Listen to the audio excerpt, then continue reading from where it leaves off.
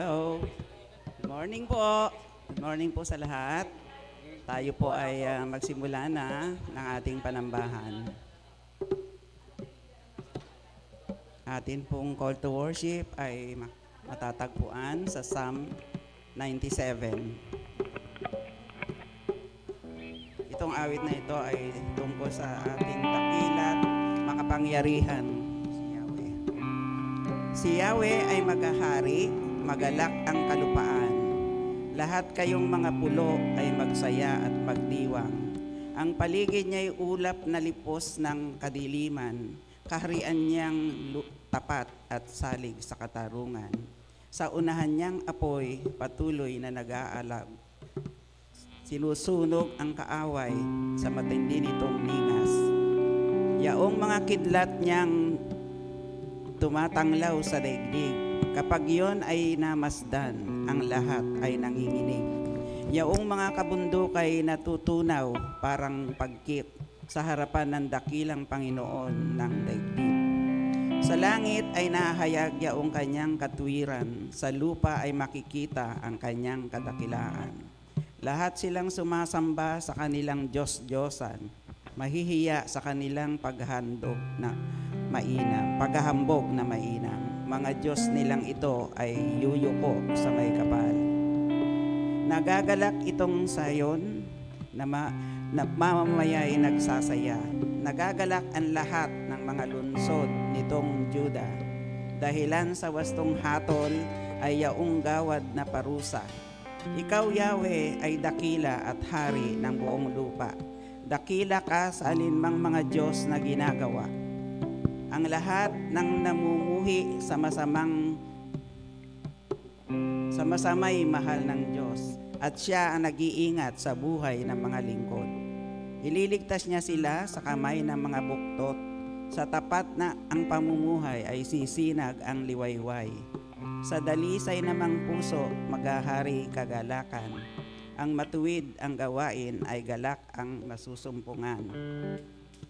Sa masamang kabutihan ginawa ng Panginoon, ang ginawa niyang ito'y dapat nating gunitain, at kay Yahweh ay iukol ang papuring walang maliw. Tayo po ay manalangin. Purihin ka, O Diyos, ang banal mong pangalan ay dakilain. Buong puso kami nagpapasalamat sa mga kahangahangang ginagawa mo sa buhay namin. Sambahin ka at pasalamatan sa bawat sa tahanan mong ito, Panginoon. Idako mo po ang aming mga kapatid sa umagang ito na may kagalakan. Hawiin mo po ang lahat ng mga gawa ng kaaway sa aming pagsamba sa iyo sa araw na to. Maraming salamat po, O Diyos, na mahabagin at dakila ka sa lahat ng sanglibutan. Ito po ang aming dalangin sa pangalan ni Jesus na aming Panginoon at tagapagligtas. Amen. Tayo po ay tumayo na at tayo po ay sumama sa awitan.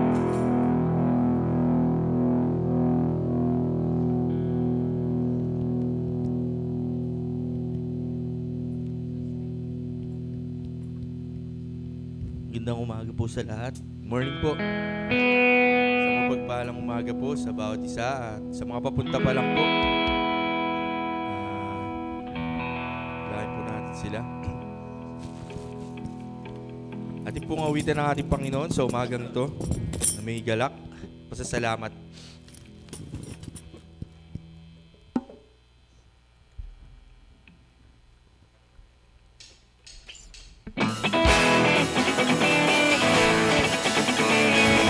Praise the Lord, our Redeemer lives.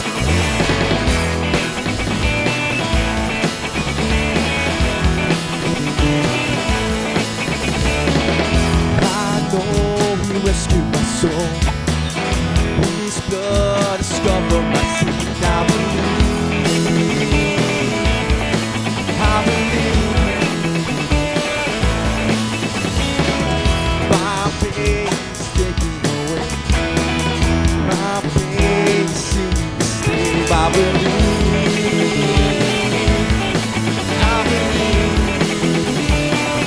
Let's go back. I I raise the banner. Oh, my Lord has conquered the grave. My Redeemer lives. My Redeemer lives. My Redeemer lives. My Redeemer lives.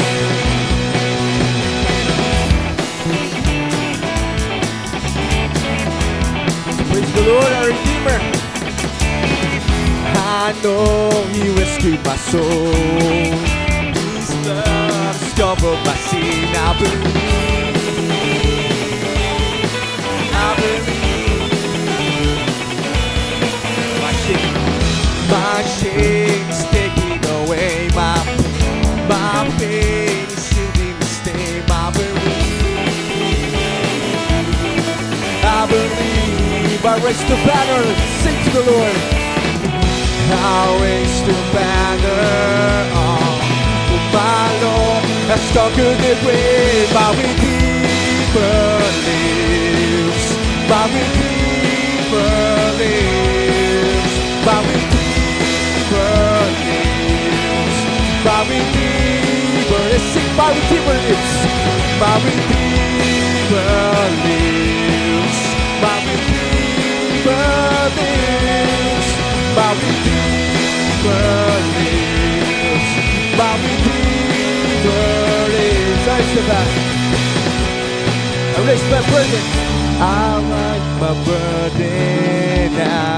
I rise with you. I'm dancing on this mountain top to see your kingdom come. I sing my Redeemer. My Redeemer lives.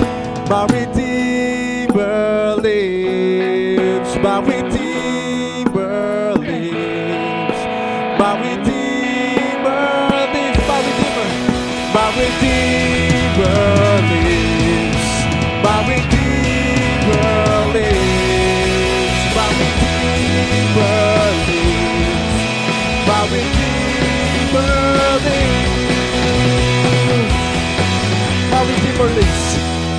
Thank you so much, Lord. Sa umagang ito, Panginoon, palakpakan po natin siya.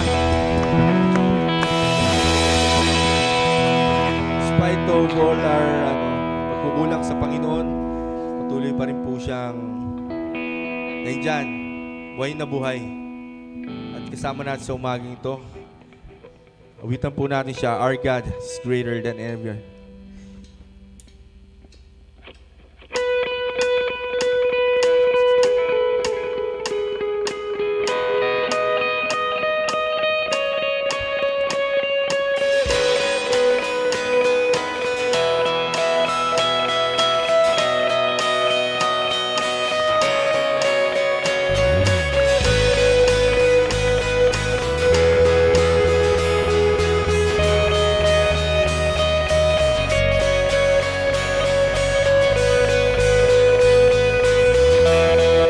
Focus our heart to our great God. What a return to mine. Open the eyes of the blind. There's no one like you, Lord. None like you. Into the darkest shine. Out of the ashes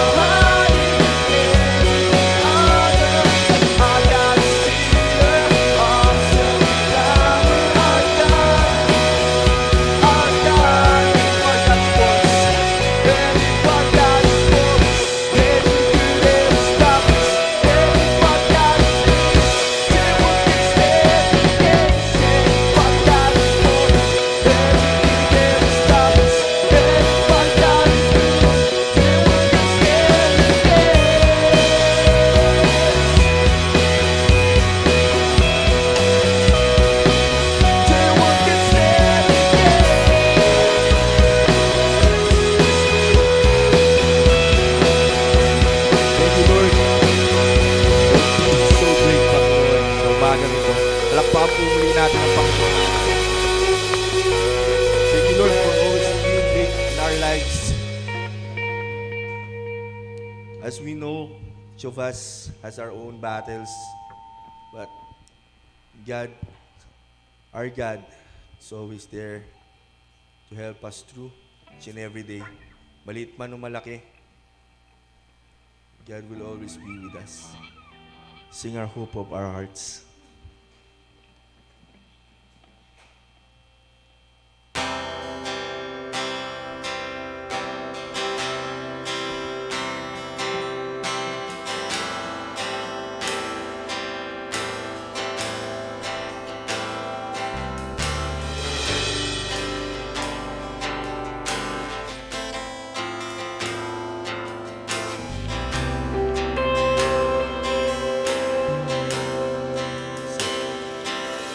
The Lord may fade, you will remain in the midst of the trial. You will always be.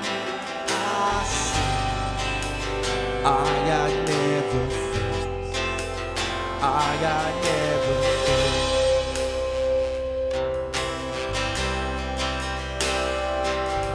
With hope and light, you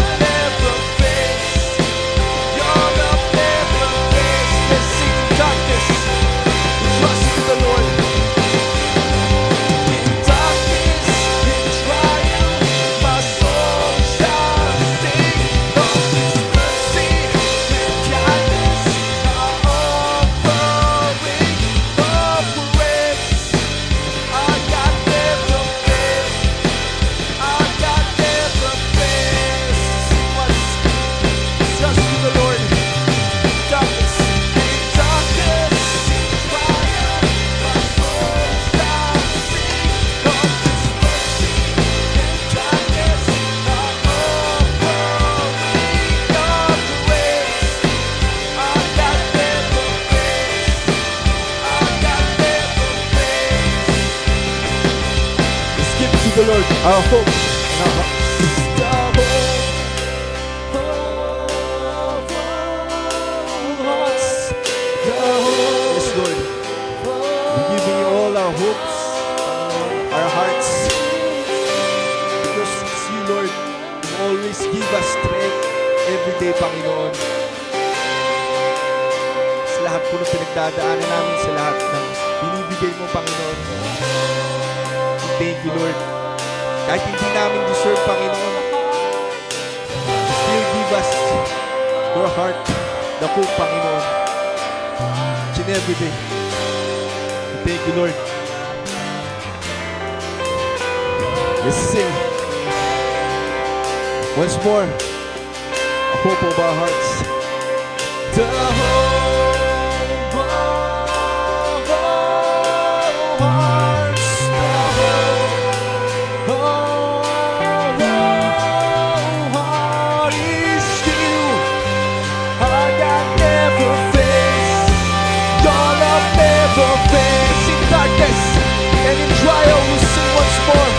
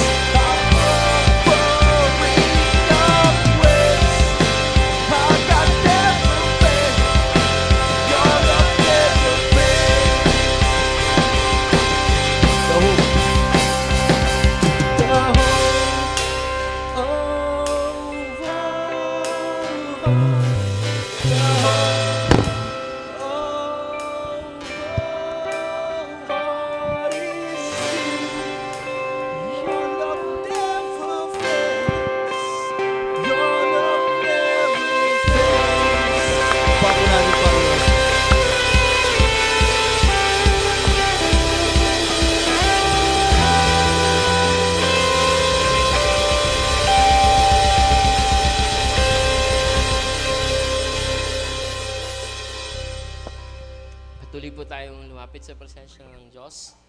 At manalangin, no Diyos, kami po ay nagpapasalamat sa iyong kabutihan sa amin.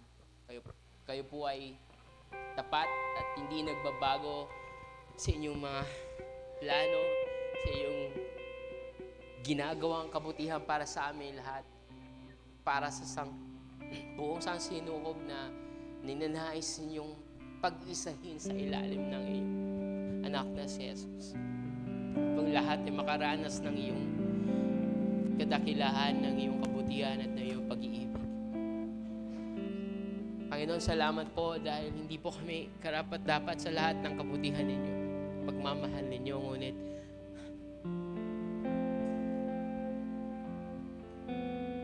natatanggap po namin ito, Panginoon. At sa layo po ng agwat namin bilang mga nilikha, at sa layo ng agwat namin bilang inyong mga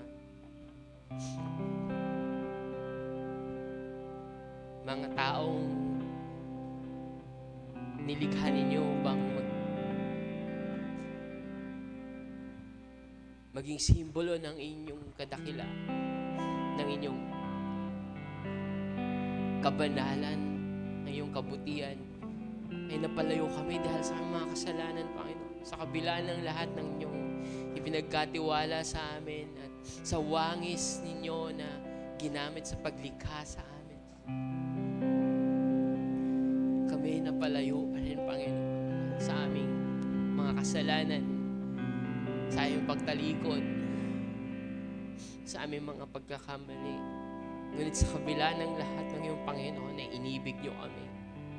Sa kabila ng lahat ng layo ng ito, Panginoon, ay ang pag-asa ninyo ipinagkaloob sa amin. Ang pag-asang nagkatawang tao, si Jesus. Pag-asa namin na kayo mismo ay bumaba mula sa trono. Niyakap kami sa aming karumihan, sa aming mga pagkakamali, tinawag kami sinamahan kami, O Diyos, at niligtas. At dahil dyan, Panginoon, nararapat lang na papurihan namin ang aming Haring si Jesus. Nararapat lamang na ibalik sa Kanya ang lahat ng pasasalamat at pagsamba. Dahil siya ay isang dakilang Panginoon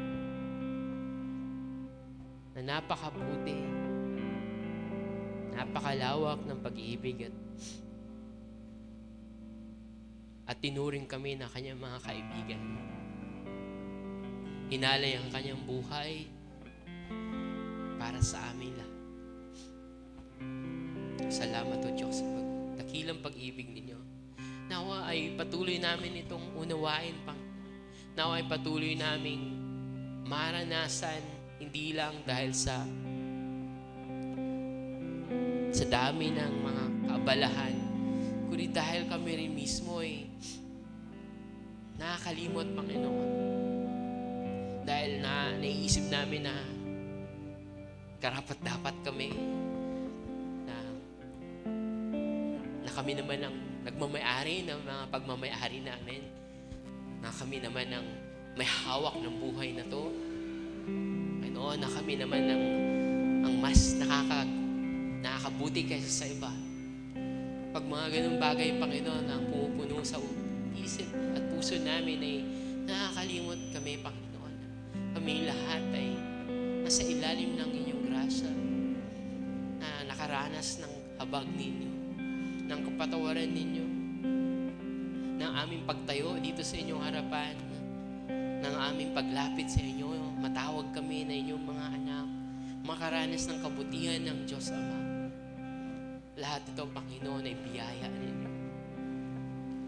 Walang ni isang gawa namin o ni isang salita o isip namin na nakapagbigay ng karapatan sa amin upang ibigin ninyo. Kundi lahat ng ito ay binigay niyo sa amin ng buong buo dahil sa inyong grasya, dahil sa inyong kabutihan, dahil sa inyong katapatan sa iyong salita, O Diyos. Kaya kami ngayon, Panginoon, ay lubos na nagpapasalamat at lubos na nagpapakumbaba din sa inyo. Dahil alam namin, Panginoon, na hindi lumilipas ang isang araw na nagkakaroon pa rin kami ng pagkakamali, nagkakasala pa rin kami, Panginoon. Nakakalimot pa rin kami sa aming landas na ibinibigay niyo sa amin.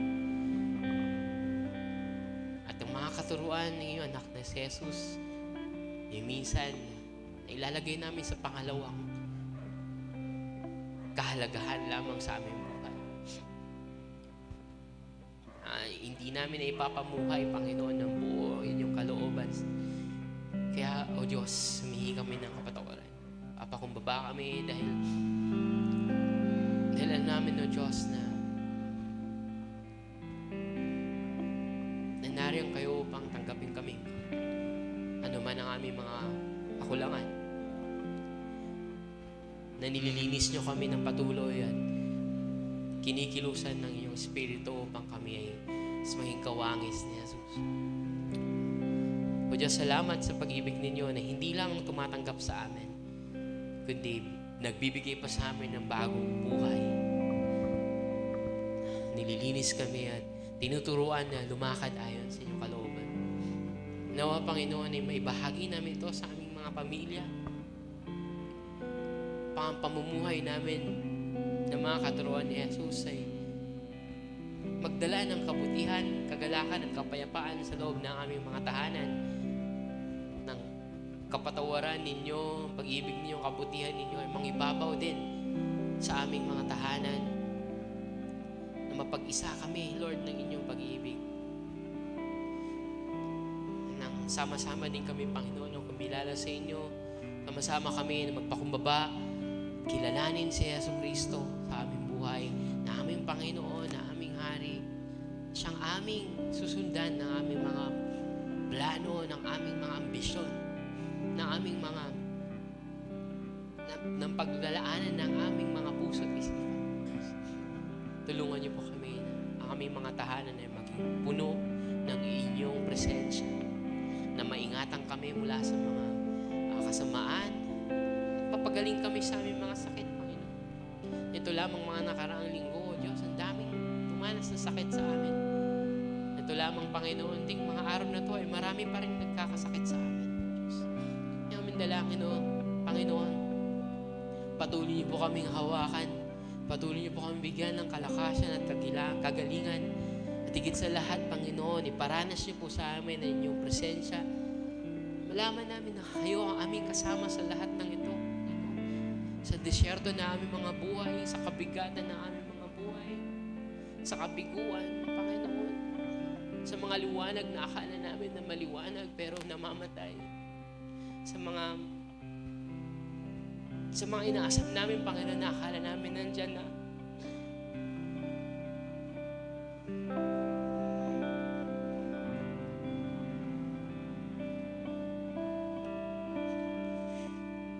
Tulungan niyo po kami na humawak sa inyo, yumakap, sumandal, kahit di namin naiintindihan.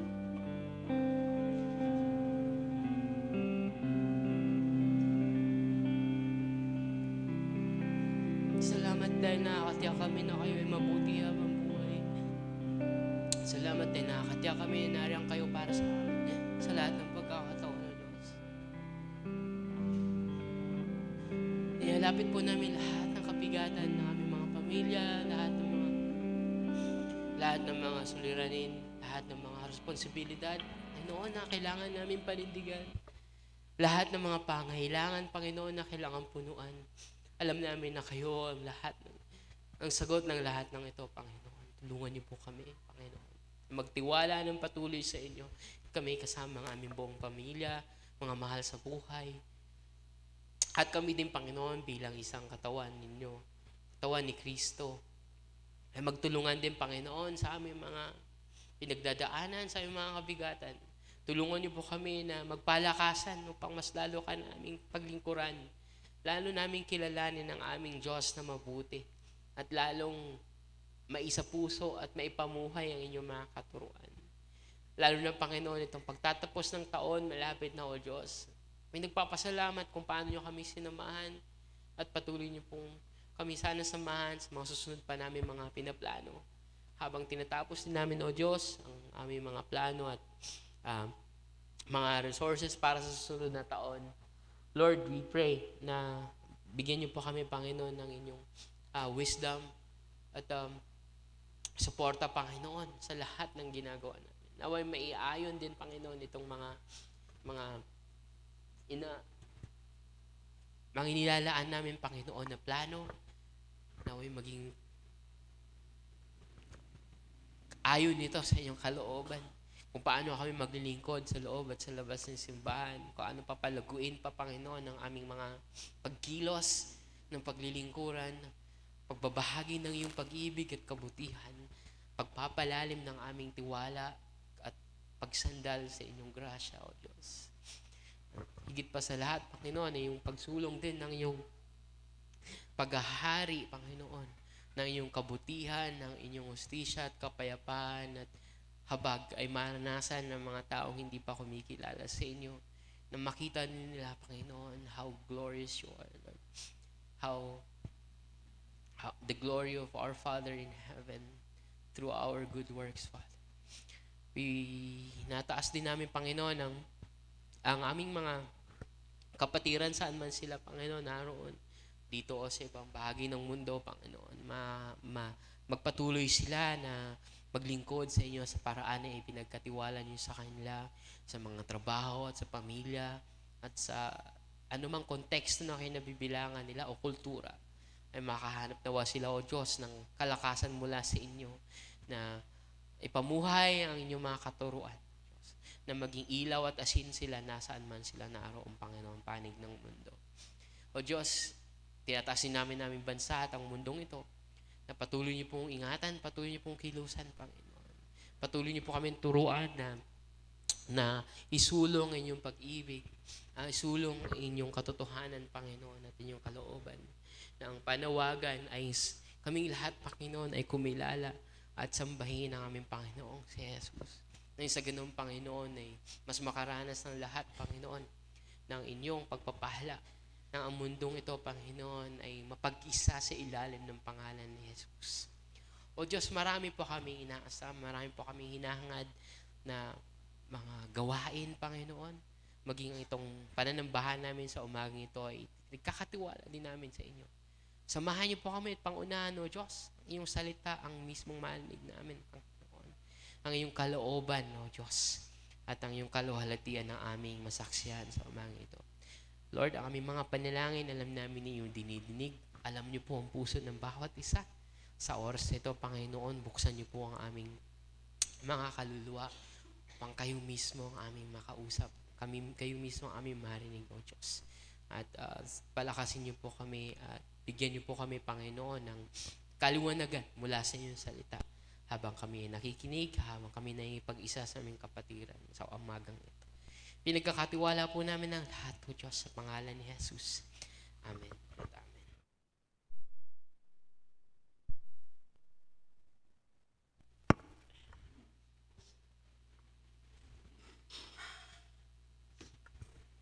Magandang umaga po sa ating lahat at narito na po tayo sa katapusan ng Nobyembre. At ang dami pong mga pangyayari sa mundo, pangyayari sa mga buhay natin na madalas hindi natin nakikita na tayo din mismo ang ating mga pananampalataya ay naapektuhan din. Napapagod din tayo, nabibigyan din tayo ng mga challenges at kung hindi tayo patuloy na kumakapit sa Panginoon, kung hindi tayo patuloy na nakatingin sa Panginoong Jesus, ang ating mga pagkilos ay hindi din natin nakikita na lumalayo tayo. Kaya itong ating gawain ay napakahalaga na naiaayon tayo sa paglakad, sa pamumuhay bilang mga disipulo ni Jesus. At ang topic natin sa umagang ito ay may kinalaman dyan sa isa sa mga katuruan ni Jesus. Kung nakaraang linggo, ang pinag-usapan natin ay yung konteksto lamang ng mga taong nakinig kay Jesus mula sa kabuuan ng sinabi ko yung Syria na malawak na bahagi hindi lang ng Israel kundi ng Turkey, ng Jordan, ng Lebanon, and even parts of Egypt sa panahon na to kung ikukumpara natin sa lahawak ng lugar at sa klase-klase ng mga tao naturuan, nakarinig kay Jesus at naranasan ang paglilingkod niya sa pamamagitan ng pagpapagaling, pagpapalayas ng mga demonyo at ng pag-isa sa ayos ng kanilang kaisipan patungkol sa kaharian ng Diyos. Sa umagang ito naman po, habang nagpapatuloy pa rin tayo tungkol sa loving others na tema, pag-uusapan po natin sa umagang ito ang bahagi ng tinatawag ng mga Kristiyano na the Sermon on the Mount, or the way I see it, the sermons on the Mount, dahil obviously mga pinagsama-sama ito ng mga teachings ni Jesus. At itong pag-uusapan natin ay bahagi ng isang connected ng mga passages tungkol sa temang ang tinatawag ni Jesus na if you surpass the righteousness of the Pharisees and the scribes, sabi niya. So, kung tutusin, itong tema na to sa chapter 5 ng Matthew ay tungkol sa greater righteousness.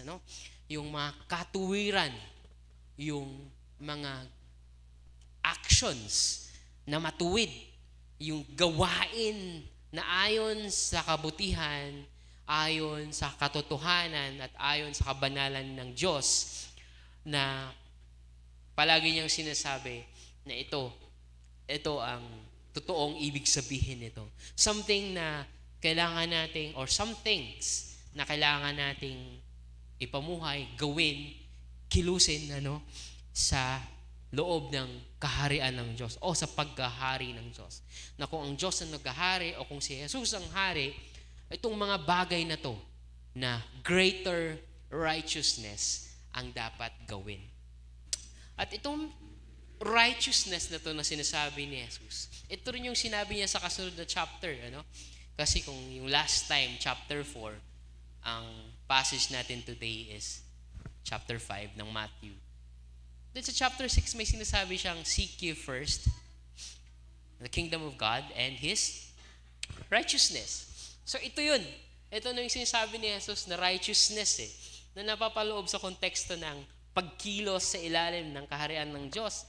Now, maraming Kristiyano, actually sa akin din, minsan may mga times na kapag binabanggit na, lalo na nung bago pa lang ang Kristiyano, righteousness. Parang vague siya, hindi masyadong malinaw. Sa ibang systematic theology naman, kapag sinabing righteousness, ito yung parang kabanalan ng Diyos na ipinapasa sa atin, or tinatawag nila na imputed righteousness. Well, there are other teachings sa Bible that could be true about yung ini-impart sa atin yung kabanalan, yung righteousness ng Diyos. But in this context, ang righteousness na yan ay something that we do. And many Christians think na itong righteousness na to ay parang mga set na mga bagay na kailangan natin gawin, like yung pagsimba, pagbabasa ng Bible, o pananalangin sa gabi. Now, those are great and wonderful things, and let's do those things, syempre. Pero kapag sinabing, seek you first the kingdom of God and His righteousness, parang hindi ito yung nasa konteksto. Kundi yung konteksto yung Sermon on the Mount na sinasabi ni Jesus Christ, ng mga katuwiran na yan, o righteous acts na yan. Those are really good things na magsimba tayo, magbasa tayo ng Biblia. I'm all for those things, pananalangin. In fact, dito sa Sermon on the Mount, Jesus is also teaching about praying, But meron pang mga specific at mas radikal na mga bagay na binanggit si Jesus dito, and karamihan sa mga binanggit ni Jesus ay mga bagay na gagawin natin sa ating kapwa. So, actually most of the times sa Biblia, when we talk about righteousness or justice, those are the things that we do toward other people.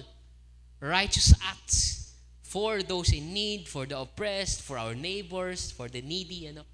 So, righteousness, madalas sa Bible, is about how we treat other people. And isa sa mga bagay na binanggit, specific and radical teaching ni Jesus Christ, is loving not just others, but loving our enemies.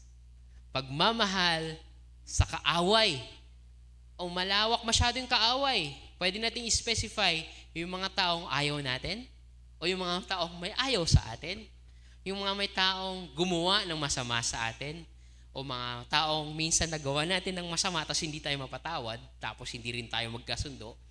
Mga taong talagang kinakalaban tayo sa ating mga adhikain, laksanlalim, ng mga layunin, malalim pa rin, ng mga alituntunin, ng mga kagustuhan natin, o yung simpleng bagay na gusto mong ipamuhay bilang isang Kristiyano, ang mga katuruan ni Jesus, tas sila yung mga humahadlang. So napakaraming kategorya ang napapasa ilalim ng salitang kaaway. So think of those people na hindi mo kasundo. Doon pa lang those can be classified as enemies. Sabi pa nga nung isang ni G.K. Chesterton, sabi niya, siguro kaya sinasabi sa atin ni Lord na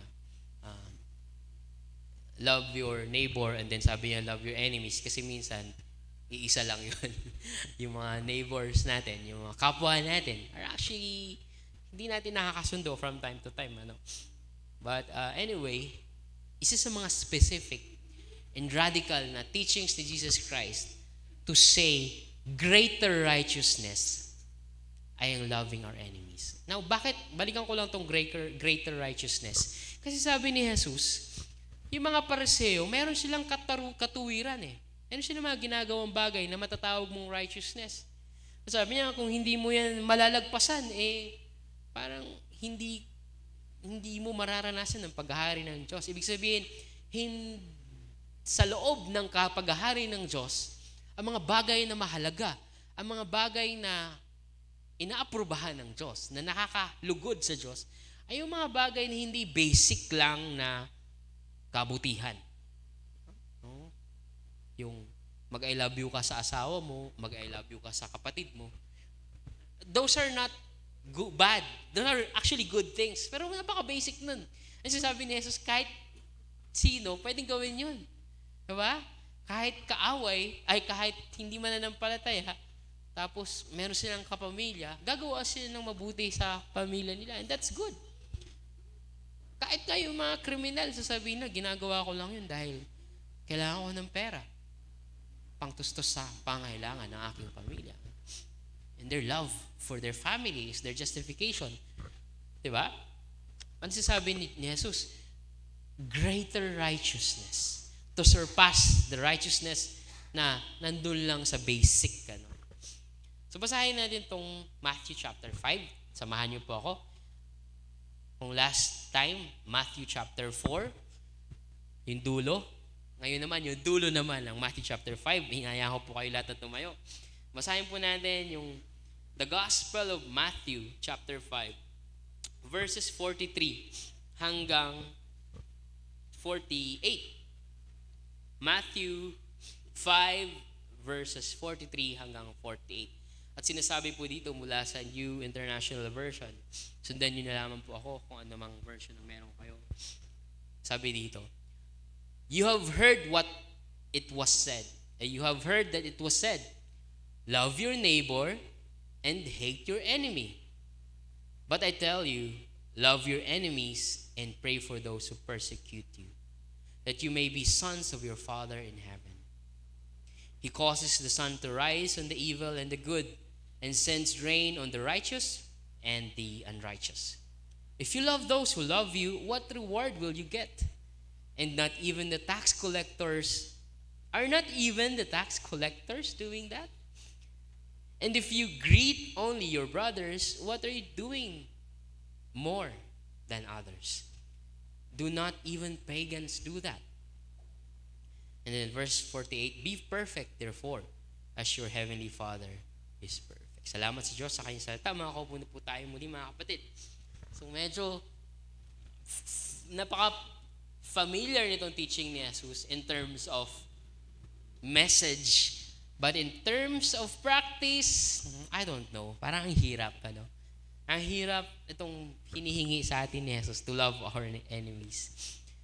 And again, it's always by grace of God. No? Let's start with that. Lahat naman itong mga teachings ni Jesus sa Sermon on the Mount are really difficult. And sabi nga ni Kuya Bok, imposible. Ano, kung susundin mo lahat ng yan, mababaliw ka. Pero let's start with the basic truth that everything that God or Jesus is requiring for us to do, He asks that of us by God's grace. Ayon sa grasya ng Diyos.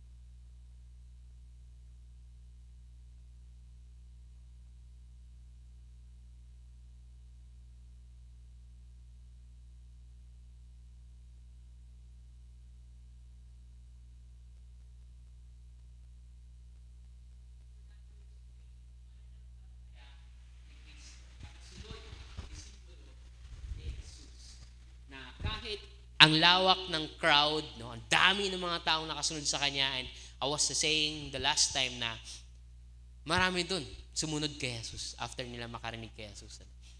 Pero malinaw dito dapat sa atin na itong mga requirements na to, itong mga teachings na to, hindi mo yun gagawin to be a Christian or to gain the love of God, but there's a deep assumption na ginagawa mo to dahil nagtitiwala ka kay Jesus.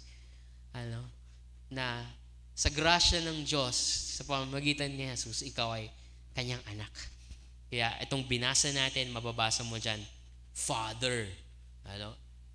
In contrast doon sa ilang pagkakataon na sa Gospel of John, sinasabihan ni Jesus yung mga tao, hindi naman kayo anak ng Diyos.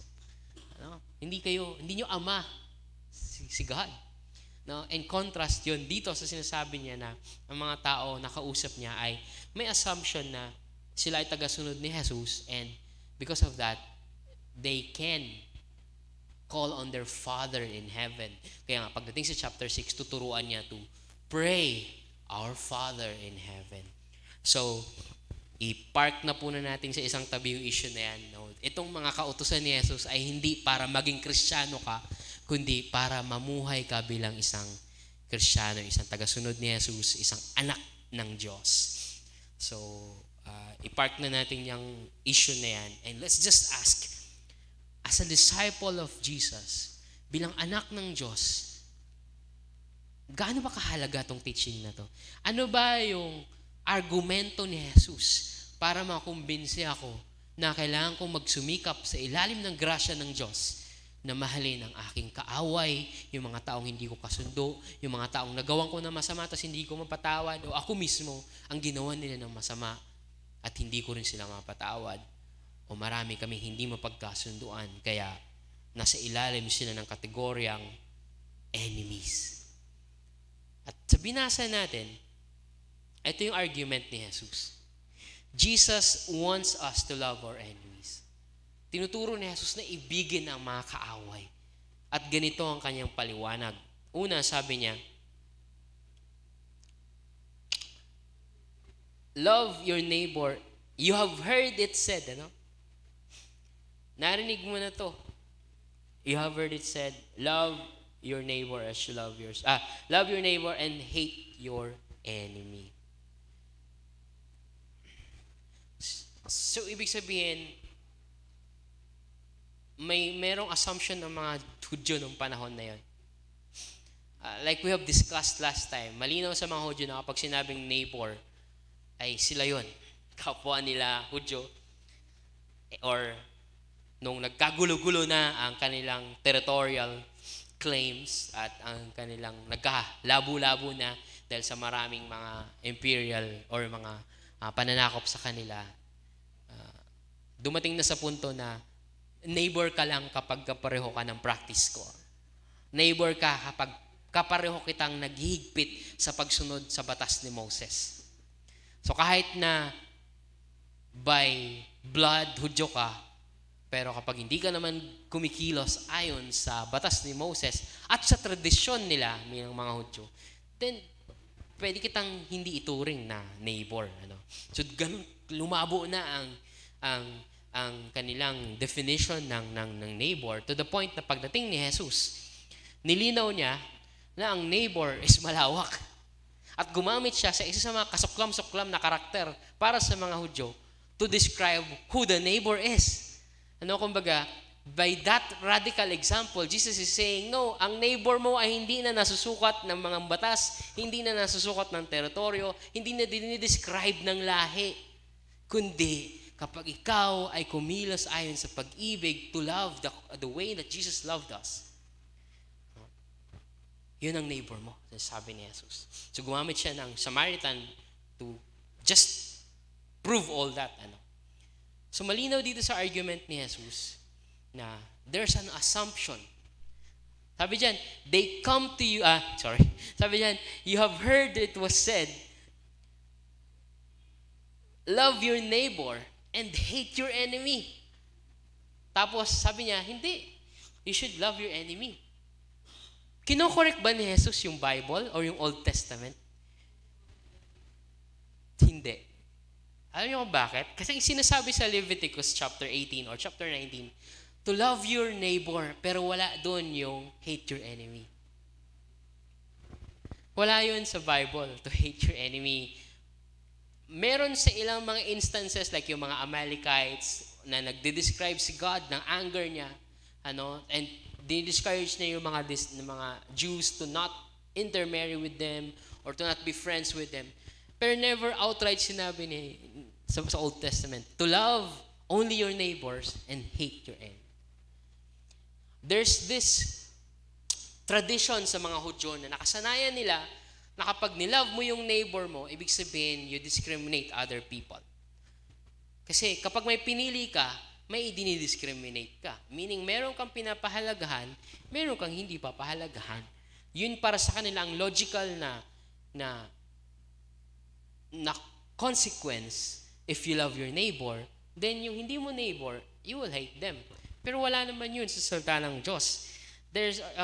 Merong isang kasulatan sa tradisyon ng mga Hudyo na natagpuan sa Qumran, kasama dun sa Qumran, mga teachings, meaning sa mga historical na mga teachings ng mga Hudyo. Sinasabi dun na may implikasyon dun na naniniwala sila na okay lang na kamuhian mo ang hindi mo neighbor. And with that thought, ito yung ina-address ni Jesus.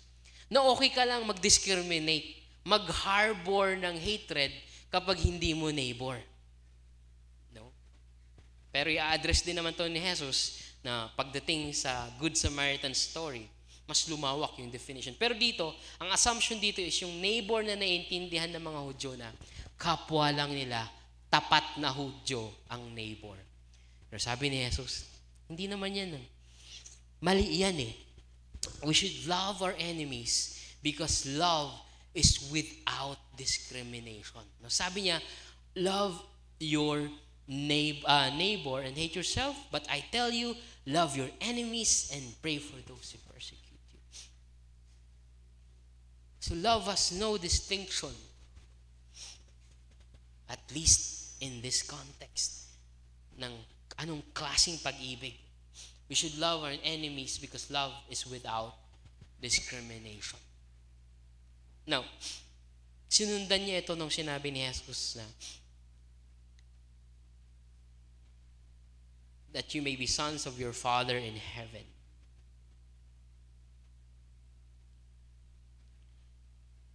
Umibig ka na yung kaaway upang maipakita na ikaw ay anak ng Diyos. And then, dinugtungan niya pa, He causes the sun to rise on the evil and the good. Parehong sa masama at sa mabubuti, nagbibigay siya ng biyaya sa pamamagitan ng araw. In a sense, buhay. No? Life in general. And sabi niya, He sends rain on the righteous and the unrighteous. It's just like saying na, pinapakain naman ng Ama kahit na sino.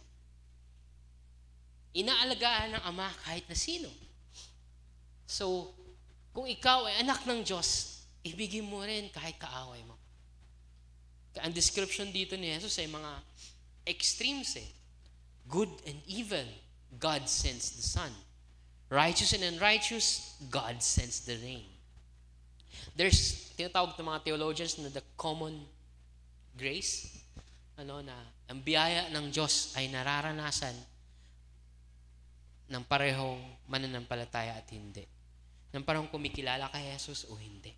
And therefore, we should love our enemies. Why? Because God Himself does good to people without discrimination.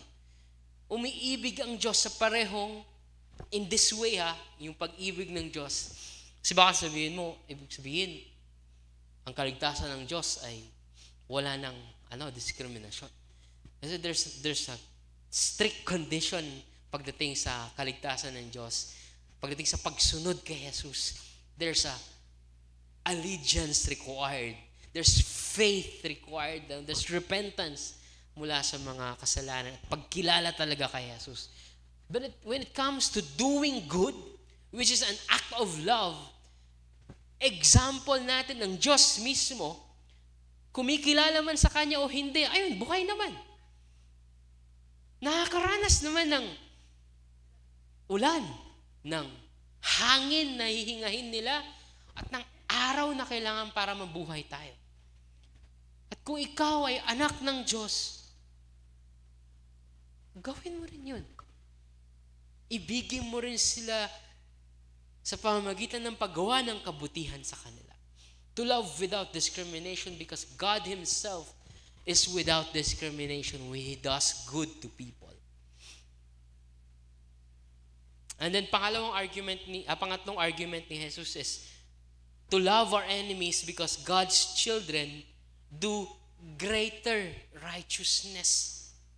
Ayan yung sinasabi ko kanina, mas radikal na katuwiran. At paano yan dinescribe ni Jesus? Sabi niya, if you love those who love you, kung ibigin mo lang kung sino man ang nagmamahal sa'yo, ano mapapala mo? Ano dun? What's new? Anong kabutihan dun? Anong kahalagahan dun? Sabi niya, what reward will you get? Di ba? Kahit yung mga tax collectors, yung kinamumuhian nila kasi corrupt na nga sa pagsisingil sa kanila ng tax, sumusuporta pa sa Roman Empire na nagpapahirap sa kanila. Kaya kinamumuhian nila to. So sabi ni Jesus, kahit yung kinamumuhian yung mga tax collectors, mahal naman nila yung mga nagmamahal sa Kanya. So kung mahal mo lang din yung nagmamahal sa'yo, Yung mga uso ngayon ng mga motivational quotes na wala ka nang pake sa mga wala ring pag-ibig sa'yo, wala kang pinag-iba sa mundo. Sabi niya, wala kang pinag-iba sa tax collectors. And then sabi niya, kung babatiin mo lang, meaning pag winelcome mo lang, ituturing mo lang na kapwa mo o na kapatid mo, yung mga taong tinuturing mong kapatid. If you only greet your brothers, what are you doing more than others? Kahit hindi Kristiyano, ginagawa yun. So, what, sabi ni Jesus, ang argument, ang tanong niya, what are you doing more? Do not even pagans do that. Kahit hindi mga Kristiyano, kahit hindi anak ng Diyos, ginagawa naman nila yun eh. Diba? So, we should love our enemies because God's children do greater righteousness. To rise above yung basic lang na mga inspirational na mga teachings ng mundo. Even yung mga, yung may morality naman ng mundo eh. Subjective lang yung basehan. That you do good to those people who do good to you. Pero sabi ni Jesus, no. Hindi ganun ang ating standard. You love them not because they are able to do good to you, but because of God. Why? Ano ba meron kay God? Well, God does good to both sinners and those who are children of God. To those righteous and unrighteous, to both evil and good. And then, lastly, ang argument ni Jesus ganito, we should love our enemies because we need to practice the perfection of our Father. Na itong verse 48 na sabi ni Jesus, be perfect, therefore, because, or as your heavenly Father is perfect. Ang close na context nito yung pag-love to love your enemies. Pero this is actually a summary of all teachings na meron siya dito na binanggit niya tungkol sa murder, tungkol sa adultery, tungkol sa divorce, tungkol sa mga pangako, sa mga oaths, tungkol sa paghihiganti. Na kapag nasunod, ginawa mong lahat ng to, this is what you are doing. You are being perfect as your heavenly Father in heaven is perfect. So kaya daw tayo iibig kahit sa mga kaaway natin, kahit na ang hirap nila ibigin, kahit na hindi tayo magkasundo, kahit na wala kang maramdaman na nice feelings toward them, you love. Why? Because we are aiming for the character of God. Yung maging kapareho tayo ng karakter ng Diyos. At ang sinasabi doon is perfection. Now, gusto ko maging perfect? Kailangan ko maging perfect? Akala ko ba hindi natin kaya maging perfect? That's our definition of perfect. Siguro sa definition natin ng perfect. Pero ang perfect kasi na tinutukoy dito, yung word is teleos. At ang ibig sabihin nun is complete. Ibig sabihin nun is grown, full age. It's all about maturity. Na maging spiritually mature ka in a sense na kaya mong i-overcome yung mga ganong bagay to love people. To not do unfair or evil things para kahit dun sa mga taong sa tingin mo hindi karapat-dapat ng iyong pansin o ng iyong atensyon o ng iyong pag-ibig. We are aiming for the maturity na siniset ng Diyos sa atin. The righteousness na hihigit pa sa mga tao sa paligid natin. Na para sa iba, gawa mo lang ng kabutihan yung mga taong deserving. Only do good to those who love you. Wala ka nang pakidapat doon. Kung hindi naman sila nakakabuti, cut off mo na sila sa buhay mo, kalimutan mo na sila, never ever think about them. They don't deserve a minute of your brain, of your thoughts. Yan ang sinasabi ng iba. Sabi ni Jesus, greater righteousness, love even those who give stress to you. Mahalin kahit yung mga taong nagbibigay ng dahilan para hindi ka makatulog sa gabi, hindi ka makapagtrabaho ng maayos, hindi ka makakain ng maayos, and even dun sa mga taong nagbibigay sa'yo ng anxiety. To love them.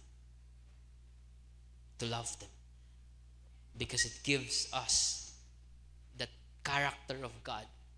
It shows who we really are. The children of God.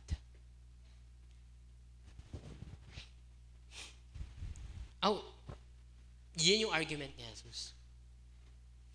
You love because you're reflecting God's character. So love without discrimination. Now, some reflections lang mga kapatid.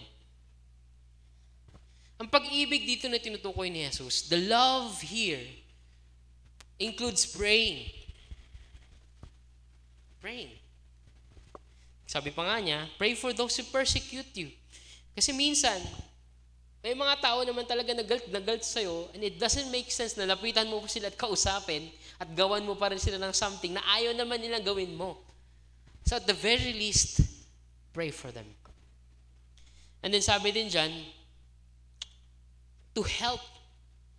Kasi ang example ni God is to send the sun, to send the rain. Meaning, nakakatulong yun sa kanilang buhay. To add value to their lives. Na makaranas sila ng kabutihan sa kanilang buhay. Then, it only means na ang pag-ibig na tinutukoy dito ni Jesus is to help them experience goodness in their lives. And then sabi din dyan, kung ang babatiin mo lang yung kapatid. So, ibig sabihin, yung pagmamahal din natin sa ating mga kaaway includes brotherly treatment. Yung i-welcome mo sila sa isang kwarto kahit na may galit siya sa'yo o kahit na may galit ka sa kanya. I've experienced na ganito, na even those people na na-expose mo sila because of what they have done, and then kaya galit sila sa'yo. And then nakita mo sila sa kabilang dulo ng kalsada at naglalakad. At dahil sa grasya ng Diyos at sa pag-ibig ng Diyos na nag-uumapaw, that's why you are able to love even those who think bad about you. Ay kaya mo para silang ngitian. Hindi plastic na ngiti, kundi ngiti dahil alam mong you still want them to experience good kahit na in their heart they think bad about you. And we can only praise God if that happens in us. Dahil sabi nga, napaka-imposible gawin to kung hindi ka nakadepende sa Diyos, sa grasya ng Diyos. At kasama din yun sa pag-ibig na tinutukoy dyan is to work for the good of enemies. Yung kikilos ka para sa kabutihan ng kahit ng mga taong hindi mo kasundo. Magsasakripisyo ka, mag-e-effort ka. Yes, yun, kasama yan sa loving our enemy. Sometimes, akala natin, our enemies deserve the bare minimum. Tama na yun, naabutan natin ng tama na yun, panalangin natin. Kung kaya naman, then we should work for the good of our enemy.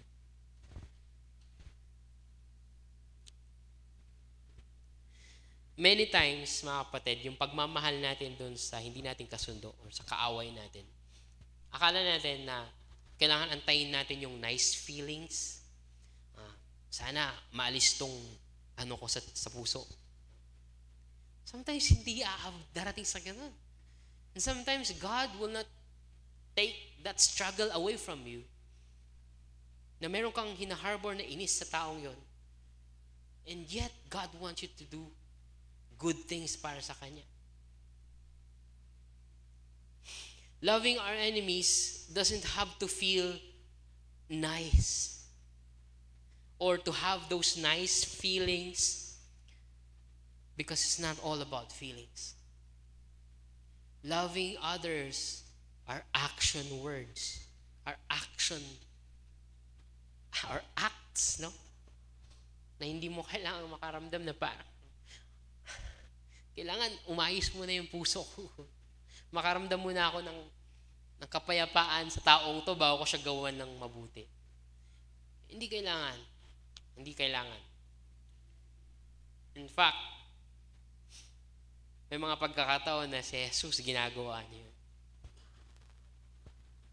to do good to those na pasaway. At sasabihin, oh, you of little faith, nire-rebuke niya, at pinapagalitan niya sa ginawa nilang mali, pero gagawin niya pa rin yung kabutihan.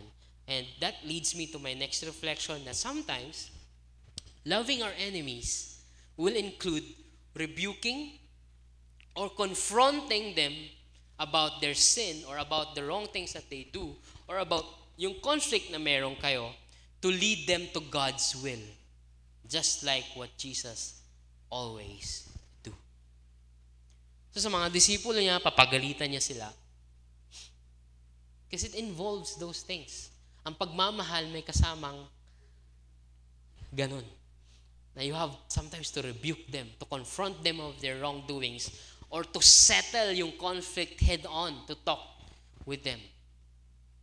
In fact, pagdating sa chapter 23, yung mga enemies ni Jesus, mga Pariseo, mga scribes, nagbaba siya ng mga katumbas sa atin ngayon, mga hindi lang rebuke kundi sumpa Hindi, pagsasalitaan niya ng mga negative things na mga mangyayari sa kanila dahil sa kasamaan nila. And even then, I think it's called love for Jesus Christ to confront the Pharisees for their wrongdoings, for their hypocrisy, for the twisting of God's will, and for prioritizing their pride para lang may angat ang sarili nila compared to others. Nirebuke sila ni Jesus, and I think that's still love. Kasi hindi nila malalaman ang katotohanan o ang kabutihan ng Diyos kung walang magsasalita sa kanila ng ganun. So don't think na kapag sinasabi ni Jesus na mahalin ang mga hindi natin kasundo o yung mga galit sa atin, yung mga kaaway, yung mga gumagawa ng masama, ay hayaan mo na lang sila sa kasamaan nila. Hindi naman necessarily ganun. Dahil si Jesus mismo ina-example sa atin how we confront people. Mga apostles mismo will be teaching us to gently rebuke people so that we can lead them to the grace of God. So, mga kapatid, to balance naman, we should rebuke people of their sins. We should confront people na gumagawa ng masama sa atin about the thing that they're doing. Ang masama ay kapag hinahayaan lang natin sila. Hindi na nga natin sila iniibig, wala na nga tayong ginagawang mabuti, pinapabayaan pa natin sila. Bahala na yan. Bahala na siya. Yun ang mas malala. Kapag wala na tayong pake sa mga tao. But then ultimately, loving enemies should be without discrimination. Let's be clear mga kapatid. Si Jesus mismo at ang mga disipulo nagturo tungkol sa pag-ibig, tungkol sa paggawa ng mga mabuti, especially to our fellow believers, sa simbahan, sa kapatiran. Galatians tell us about it. Nire-remind sa atin ni Kuya Bok about it. Sa John chapter 14, 15, and 16, to love one another. Disipulo ang mga kausap niya, to love that. And even yung prayer ni Jesus that they may be one includes loving so that the world may know that we are His disciples if we love one another. Ang pag-ibig na nangingibabaw at nagbibigkis dapat sa isang simbahan, sa magkakapatid. Malinaw yun na tinuturo. But it only means that we have to get the basic things done. Basic sa ating mga Kristiyano, dapat yun, na nag-iibigan tayo bilang mga anak ng Diyos, bilang isang pamilya, bilang isang katawan ni Kristo. That we may be one, that the world will know that we are His disciples. Basic dapat yun. Pero hindi ibig sabihin nun na limitado na lang ang ating pag-iibigan sa loob ng katawan ni Kristo. It only means na kapag solid ang pag-iibigan sa loob, mas magiging effective ang pagmamahal natin sa iba, sa labas. sa kapwa. It only means that if we get the basic of loving one another inside the church, we are therefore being encouraged to practice radical love, hindi na lang among ourselves, but even to non-believers, even to those who persecute us. So ang katuruan tungkol sa pagmamahal sa ating mga kapatid is never a limitation to love others, but actually the basic, the default step towards loving others. Siyempre, hindi rin naman nakakatuwa kung love kasi ibang mga tao, pero yung kapatid mo, hindi mo malang mapatawad. Hindi mo malang maipanalangin. Hindi mo malang magawa ng kabutihan dahil inis na inis ka. At sasabihin mo, mas mabuti pa hindi mga Kristiyano. Mas madaling mahalin ng mga hindi Kristiyano kaysa kapwa Kristiyano. Yung mga kapwa Kristiyano, mga ipokrito, mga mapanghusga. Anong ginagawa mo? Hinusga mo na rin sila. Naging hipokrito ka na rin dahil tinatawag mo sarili mo mga Kristiyano pero hindi mo maibig yung kapwa mo Kristiyano. See how basic it is to love our brothers and our sisters, our fellow believers, our church. And then when we experience that love among ourselves, it should never stay among us. It should overflow. It should be passed on to other people. And then, may isa pa akong reflection dito na sa tingin ko, hindi masyadong na-emphasize, pero I think napapaalala sa atin palagi nila Pastor Pong, ng iba pang mga preacher sa atin, that loving actually has rewards. May pagpapala. No, iniisip kasi natin masama ang reward na gagawin mo lang to dahil may price. Hindi Actually, the reward that God is talking is to assure us na as you suffer while doing good, you will surely benefit all the goodness that God wants to share with you in eternity. And even more than that, kasi nag-i-encourage siya to practice radical righteousness so that you will reap rewards from God Himself. He surely rewards those who love like Jesus and like our Father in heaven. Marami naman dyan, syempre sa passages na yan, hindi talaga sinasabi kung ano. So that hindi rin tayo mabulag sa gagawa lang tayo talaga ng mabuti dahil alam natin na pagpapalain tayo ng Diyos. But one obvious gift, alam niyo isa sa mga obvious na reward sa paggawa ng mabuti sa mga tao, especially sa mga hindi nating kasundo, to the enemies, when we love them, one obvious gift is yung blessedness, yung saya, yung state of joy, yung buhay na pinagpapala when we reflect God's character. Blessed are the peacemakers, for they shall be called sons of God. When you love others, especially those who hate you, when you sow peace, when you are a peacemaker, you are reflecting the character of God. You are a son of God, and therefore you are experiencing that blessed life.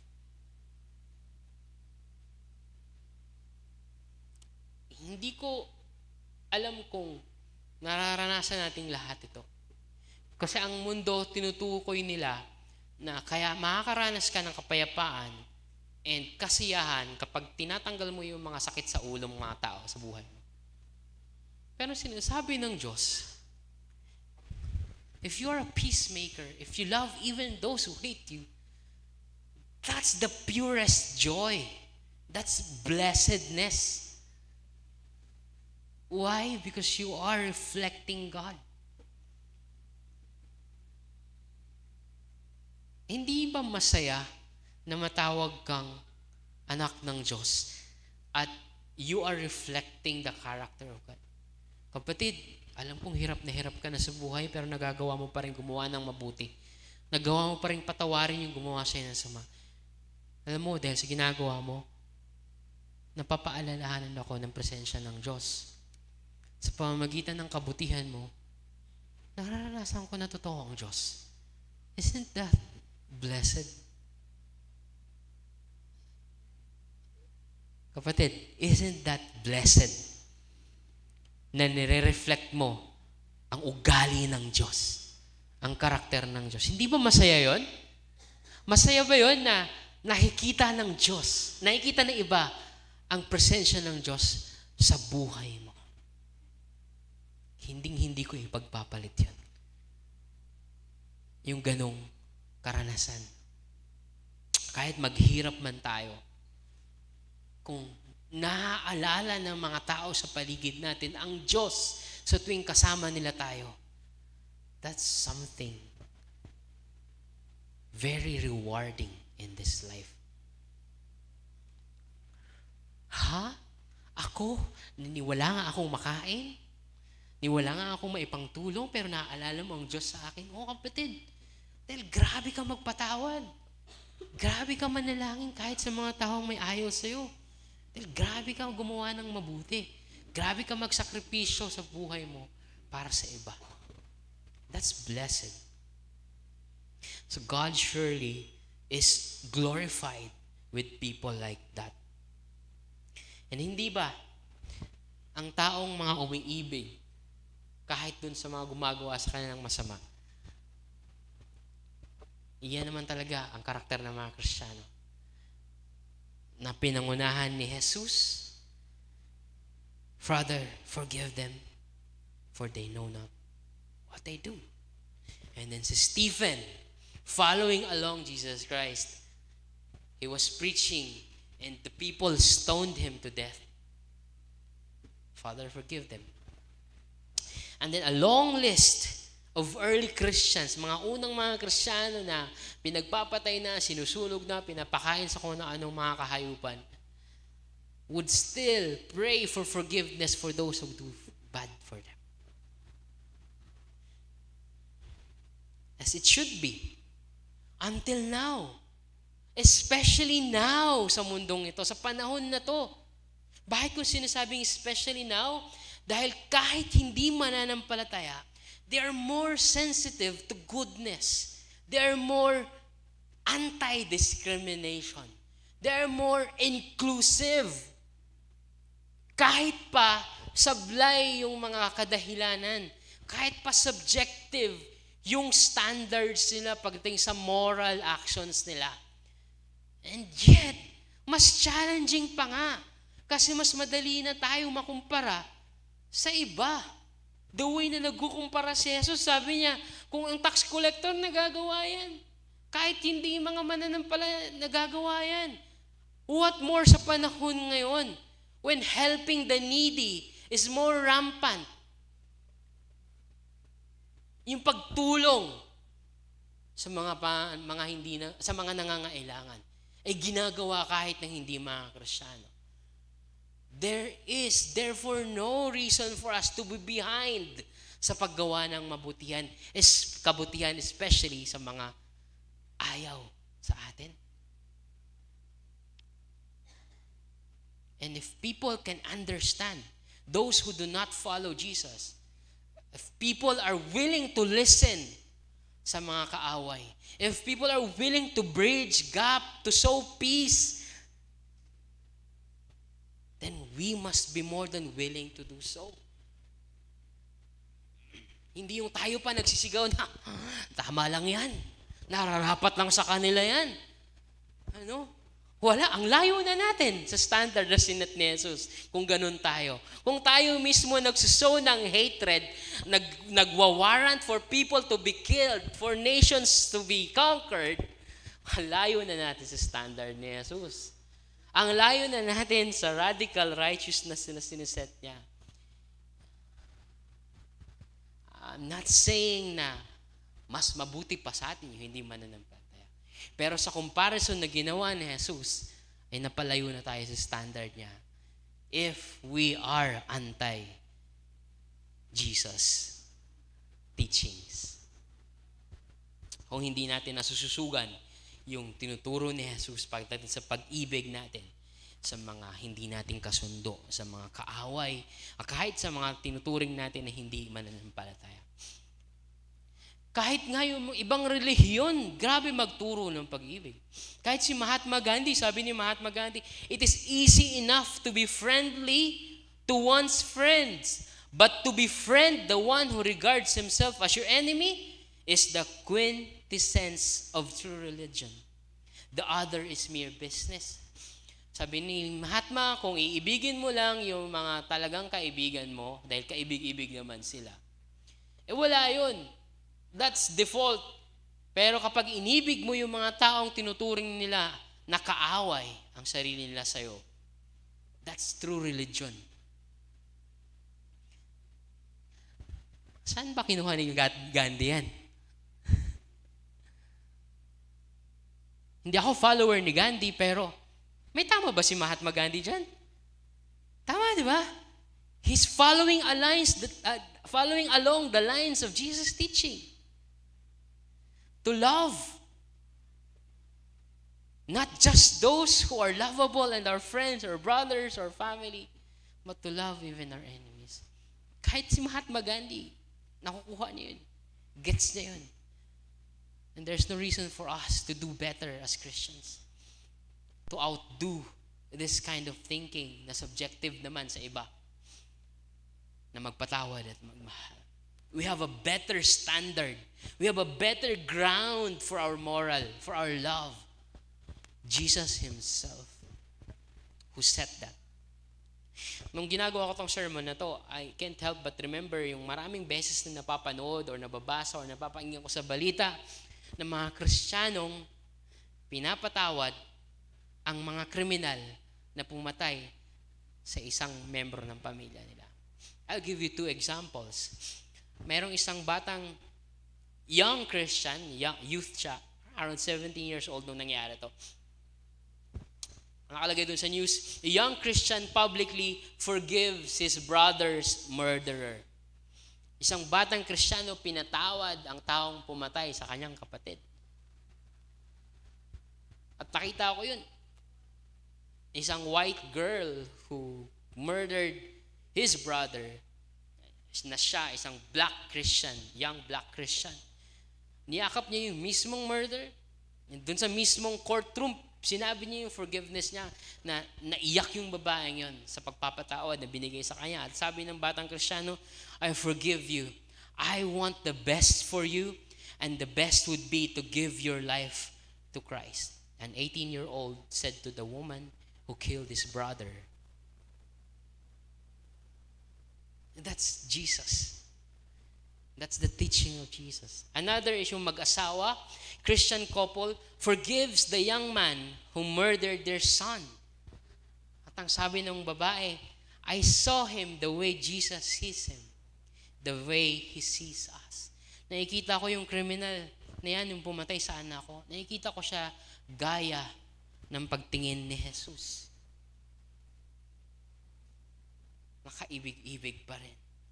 And at the same time, the way He sees us. Ang sakit. When we remember how sinful we are, and then Jesus gave His life while we were still His enemies, He loved us first. We realize that Jesus, God considers us as criminals, pero iibigin niya tayo. That's the way Jesus sees people. That's Christ. That's radical righteousness. That's love for enemies. The way Jesus loves us. And there's no reason for us to stop loving people who don't like us or love us. And I think it's one expression sa tinatawag natin na Beatitudes. Dito sa same chapter na to, sa bungad ng teachings ni Jesus Christ na tinatawag natin na Sermon on the Mount. As I close this sermon, I'd like to read nang mapaalalahanan tayo muli sa moral standards si Jesus sa atin, sa kanyang paghahari sa ating kalagitnaan. And habang binabasa ko siya, siguro isipin natin, gaano ka nagsihirap ngayon? Gaano ka nagsusumikap na sundin pa rin si Jesus despite everything that is happening? And isipin natin how people have persecuted you, na kinamumuhian ka, kinakalabang ka, inakainisan ka, hinuhusgahan ka dahil sa pagsunod mo kay Jesus. Na hindi ka maintindihan ng iba dahil sinusunod mo si Jesus.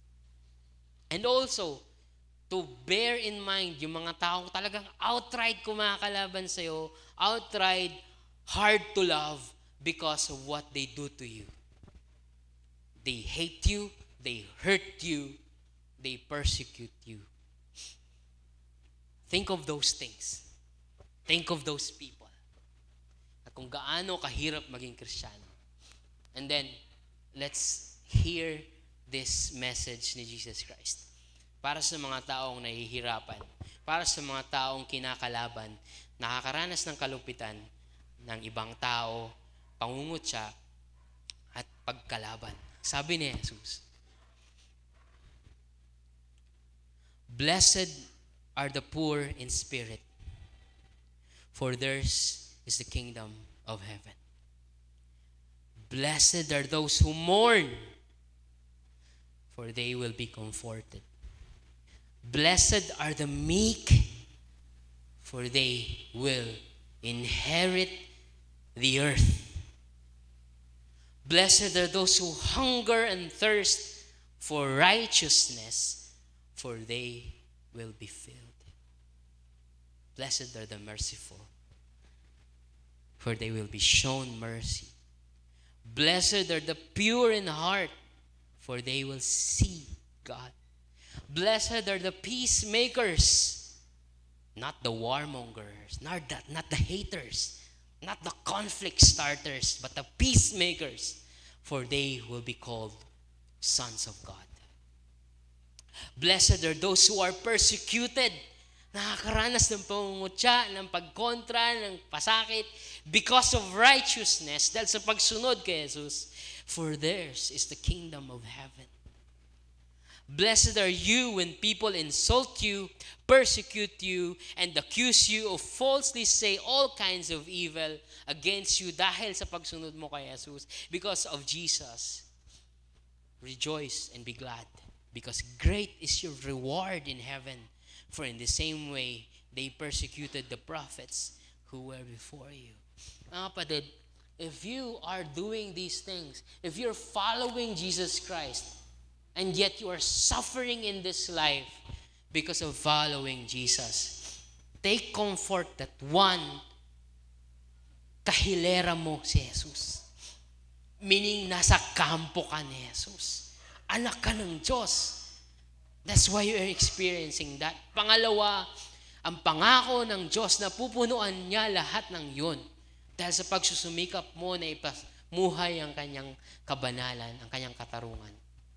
Pupunuan ng Diyos ang lahat ng yan pagdating ng panahon.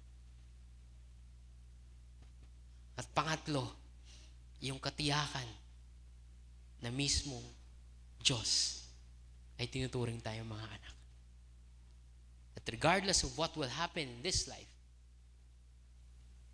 when God finally unites heaven and earth, when God finally make all things new, when God finally comes down to be with His people, and we will be His people and He will be our God, and all tears will be wiped away, just how it is described in Revelation chapter 21. You are part of it. Na bahagi ka na nagsusulong ng kabutihan, ng pag-ibig, ng pagbabago, ng kabanalan, ng kapayapaan, ng habag ng Diyos. Kapatid, napakalaking bagay nun. Napakalaking encouragement nun na nagpapatuloy tayo dapat sa pag-iibigan at sa pagsulong ng pag-ibig kahit doon sa mga bumabangga sa atin. Kaya padayon lang, tuloy lang sa pag-ibig dahil nasa atin ang Diyos. At ang Diyos ay magpapala sa atin. Let us pray. Father, we thank you. We continue to praise you dahil napakahirap man ang iyong mga iniutos sa amin. Ang presensya at pagpapala ninyo ay tiyak na sa amin. Salamat o Diyos. Patuloy niyo po kaming gabayan, turuan, baguhin at palakasin sa buhay na to. Ito po ang panalangin sa ngalan ni Jesus. Amen.